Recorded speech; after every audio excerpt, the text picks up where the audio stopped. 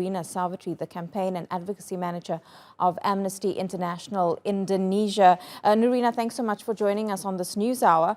What's been your reaction and Amnesty International's reaction to what played out on Saturday? Yeah, I think this is a very, very saddening incident that's happening in Indonesia. And I think this is a tragedy for all of us, tragedy for humanity. And it should have happened at the first place. If you look at from video testimonies and, remarks from witnesses, we need to understand that, first of all, tear gas should also never be fired in confined spaces. If you look at the videos, pictures from social media, it's actually, you can see that people from the stand, they come to the field, they just want to greet, or they just want to show their emotion. But then the security personnel, they welcome them with sticks.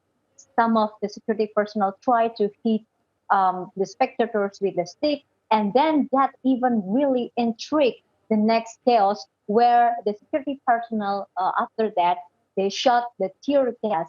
And what's happening is that the tear gas really entrapping all the spectators in the stadium. If you refer to the UN, code of conduct of law enforcement officials, you will see that actually you cannot use tear gas in a confined space, even if you refer to the FIFA stadium safety and security regulation, they also ban tear gas to be used inside the stadium. Mm-hmm. So yeah, this is a tragic event that should never happen in the first place.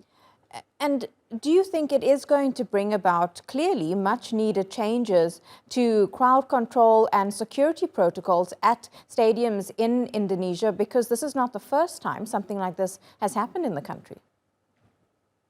Yes, there must be an evaluation, not evaluation in how the committee or the security personnel to safeguard a football match. But of course, specifically, the state needs to really evaluate how the police, especially, they need to evaluate how they control mass crowd, how they control or how they respond to massive protests, and then reactive crowd and mass protests, not only in the street but everywhere. Because if you refer to our previous report, we also acknowledged that not last year, but in 2020, there's also similar events happening when the public, tried to protest the omnibus law. We verified 51 videos where the police, they use excessive use of force when the public is actually fit. So this is a really serious problem. And the state authorities really need to thoroughly evaluate how the police or other security personnel handle a really, really large crowd.